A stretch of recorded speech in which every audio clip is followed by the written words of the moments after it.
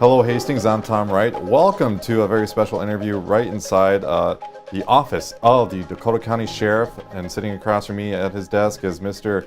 Tim Leslie, the Sheriff of Dakota County. Tim, good to see you. Nice to see you. Thanks for being here. Yeah, of course. Yeah, it's great to be here. Thanks for having us. Anytime. We're here to talk about a couple of big things for you. This guy, your sheriff, is running for re-election, has announced that he is seeking a second term. So we're going to here to talk about that decision. Pretty exciting deal. Well, also for those not familiar, we'll hear more about his background, his resume, and that sort of thing. Then we're going to jump into the last 4 years in sheriff's first term here and see what's been going on, what they have accomplished in the last 4 years, and the challenges he's faced.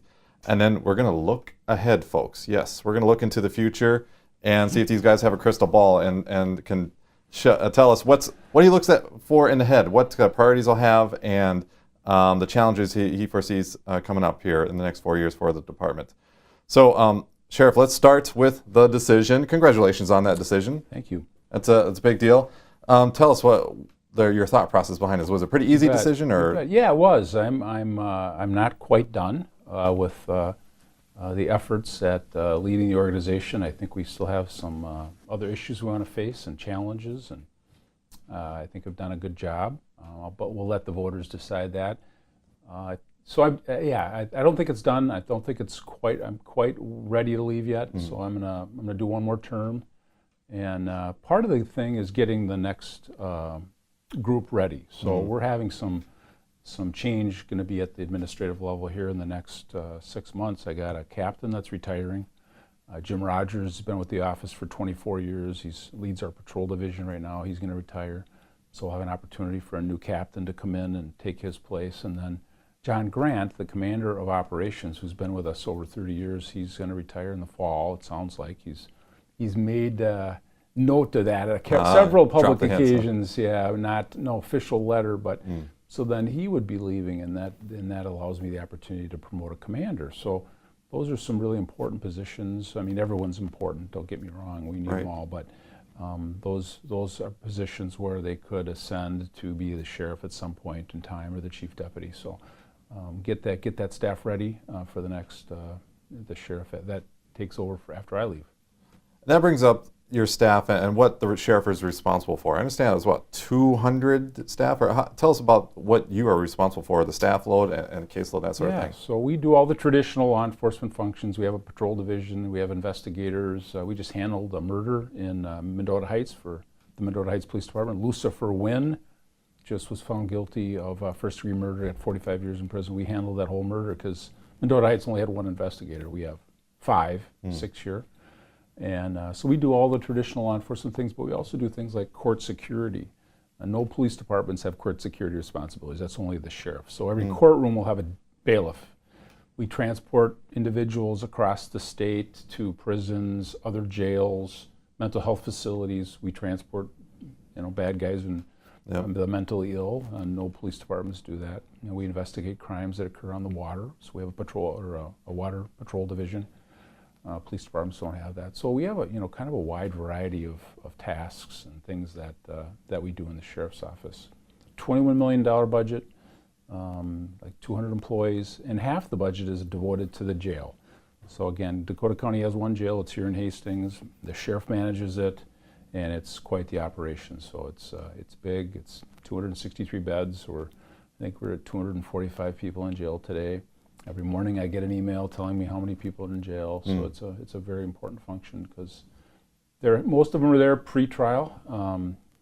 This isn't prison, it's jail, so it's innocent until proven guilty. So these people, 67% of them have not been to trial yet. A third of them have been sentenced to the jail. So we have that wide variety. We provide them food, we provide them the housing, meals, those kind of things on the taxpayer dollars. So we want to make sure we do it right and with an efficiency model in mind. We don't, there's no buffets on the weekends or anything. Sure. It's pretty sparse, but we do a good job. Yeah. Okay. Wow. That's a lot. Yeah, it is a lot. You guys have a lot.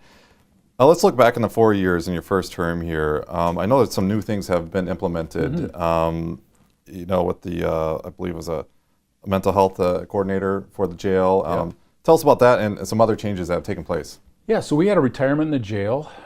Hal Palmer left us, and he was a coordinator in the programs area. So we offer programs to inmates. So you're here if you're sentenced here for up to a year, you'd have an opportunity to attend things on resume writing, how to dress for success, how to get your GED. We have treatment programs for narcotics, alcohol, proper parenting skills, those kind of things that give people hope, so that when they leave these doors of the Dakota County Courthouse and the Law Enforcement Center, that they can start a new path. They don't have to go back to the way they were before. We try to do that. So when we had that person leave, we're looking at 30 to 40% of the people in here have some mental health condition that is that a doctor has described, and they're on medication for. So we wanted to get inside their heads a little bit and kind of give them some counseling and get them the ability to kind of overcome some of that. So we hired a woman named Hannah Purdy, and Hannah's doing a great job. She's the only mental health coordinator that exists in all 87 counties and all those jails that exist across the state. Wow. We're kind of cutting the path on that. She's awesome. She's got programming in there that work on the cognitive side, that how to think differently maybe. If you've always been a criminal or a con man or a person that tries to steal to make ends meet, how to overcome some of that thinking, frankly. And then they work with, of course, with the doctors that we have on contract that help us with the mental health psychiatric medications that all these folks have too. So it's a balance of counseling and mental health conditioning. Wow. Talk about, excuse me, this here. But there's something else there. Tell us about the Countywide Electronic Crimes Task Force. I know that's something else. Yeah, it's a big deal. So I figured out, it took me a while, but I don't think there's a trend. Right. I think they're here to stay. What your television audience knows is that these are more than just a phone. They are kind of our electronic diary and our connection to our families, our loved ones, and the news of the day. Twitter, it's a camera, a video recorder. It's all those things wrapped up into one. And what we found is it's one of the first things we look for at the scene of a murder or a very serious crime, is if what was on the phone. So if your GPS is turned on, we're able to find locations, who you just talked to, who you just texted with, who you just took a picture with. Those are things that gives us a heads up on where to start. So that's what the Electronic Crimes Unit does, is they extract forensic evidence from primarily cell phones, but in the old days it was computers. We had a lot of child pornography issues, we still do, where people store images or trade images online. So we work with law enforcement agencies from across the county to do that. So everyone's a member, except the city of Eagan right now. Everyone else has been a member of the Electronic Crimes Task Force, and we work diligently to extract evidence from these. They had a murder scene up in Inver Grove recently at the movie theater. There was a gang shootout, and we took a bunch of phones from that, and that helped piece the whole thing together, because believe it or not, people actually film these things while it's going on. So those become very valuable in court later on. So it's kind of a new trend. Crime is changing, and I don't want to diminish this, but bank robberies are going down, and what we're seeing is, why would I put a mask over my head and walk into a bank with a gun when I can sit in my basement online and try to steal from people by scamming them? You need to tell me your social security number, or I'm going to report you to the sheriff. People get those calls that they're from the IRS, or that that your grandson has been arrested for DUI, and send us a check for $10,000. Or else we're going to let everybody know. Or the granddaughter calls and says, "This is Marie, and I got arrested. Grandma, can you send me some money? Don't tell mom and dad." We've caught people at the bank taking money out. So they prey on the elderly, and that's just not the way you're supposed to do things. You're supposed to care for your children and care for your elderly. That's what a good society does. So we want to go after these folks and hold them accountable. Wow. Well, you named a couple challenges there. Any other challenges that you guys have been facing here these last 4 years? Yeah, actually, one of the first things that happened to me is we got a call on in December of 15 that there was a crash in Lakeville, that some teenagers were playing Nerf wars, and 2 of the boys had been ejected from the vehicle on a rollover crash just south of Lakeville. And it took me a while to get there because it was rush hour. It was like 4:45, 5 in the evening. And by the time I got there, the media was all over the place. And we didn't have a social media presence at the time. Mm-hmm. And we had no way to get out information to put families at rest or to let the media know what we were investigating. So immediately after that, we got a much better, broader social media presence. We have Twitter, we have Instagram, we have Facebook, in together with our website. Those are the way we communicate now. I think just this morning or yesterday afternoon, we had a report of a luring incident where a child south of Farmington 10-year-old was tried to be lured into a vehicle by an elderly man, or not elderly, but a 60s man. Mm-hmm. I lost my puppy. I have $100. You want to jump in the truck with me and help me look for it? Well, luckily the girl just drove away and went home. But we put that on Facebook right away, and we started to get some shares. And so then we spread the word. And if everyone starts looking for that pickup truck, we'll hope to find that and hold that person accountable to make sure we know what exactly was happening there. And that's been a big change for us in the last almost 4 years now. Wow.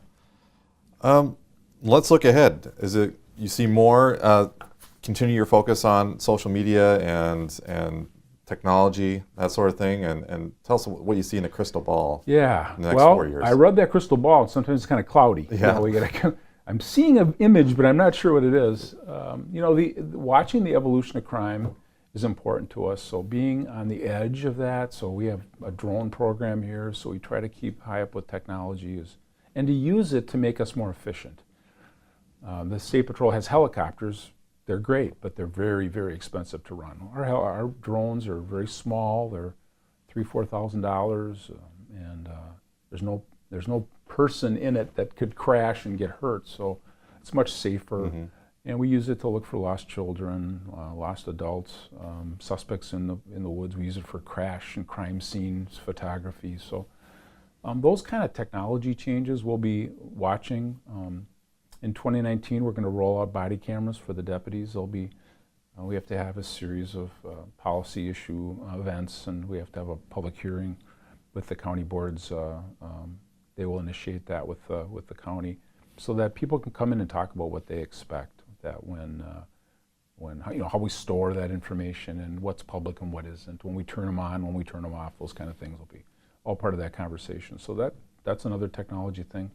I think we want to focus more on elder abuse. I think our society is aging. The baby boomers are retiring at tremendous rates. So we want to keep an eye on the elders and how they're being cared for, making sure that they know not to succumb to some of these scams. We had one here in town not too long ago where an elderly man was trying to get a bride from Russia, and his family found out that he had spent over $200,000 trying to get this bride. And so we were at the home, not me, but others from this office were at the home with we were going to confront him, and they had just confronted him, and one of the deputies was late to the meeting, knocked on the door, and he got up and he said, "She's here." So they had just confronted him about this fact that, you've lost $200,000 and this woman's not coming. The doorbell rings and he thinks it's her. So that's how convincing some of these scammers can be. And of course, if you're lonely and you're elderly and you're, you can see how easily it could be to be, get the wool pulled over your eyes. Right, manipulated. Yeah, for lack of a better term. Wow. Well, it looks like you have a pretty good vision in that crystal ball. Well, like I say, it's a little cloudy, but we're working on it. And the other thing is, I heard the other day a local police department tested for police officer, had 12 applicants. That's a sad state. We need really good people to do this job, and that's one of the focuses here, is that we continue to hire really good people, promote really good people, give them really good training, let them audition for promotion, which we do here, and promote those good ones. It's critical for society to have really good police officers, deputies, state troopers, because if they don't, they're making big decisions about our liberties. People driving, behaviors, stopping them, and asking questions and confronting them. It's a really important job. So we're going to be focused on that. Great, great. Well, again, we're with Sheriff Tim Leslie, who is announced for seeking re-election for a second term. And Tim, thank you very much for your time. Great to see you as always. You're welcome, Tom. Thank you. Anytime. Yes. Good luck on your campaign. Thank you. Thank you for joining us. We'll see you next time.